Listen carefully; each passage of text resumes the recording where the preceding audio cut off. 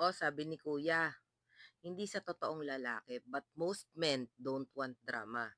They rather settle it privately. 'Di ba?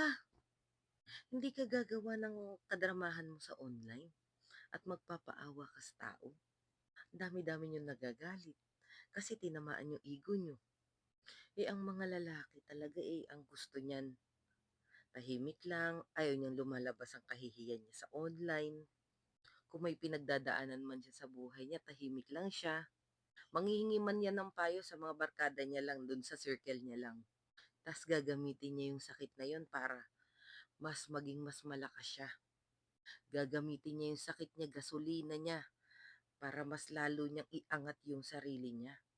Para maramdaman nung babae na hindi mo ko deserve. Hindi yung ganyan na magpapaawa sa online. Tas ginagawa niyo pang santo, yung dapat tao lang. Ewan ko sa inyo. Puro lalaki lang naman yung nagagalit sa akin. Karamihan ng babae naiintindihan yung point of view ko. Tsaka may mga lalaki din naiintindihan yung point ko. Hirap sa inyo eh.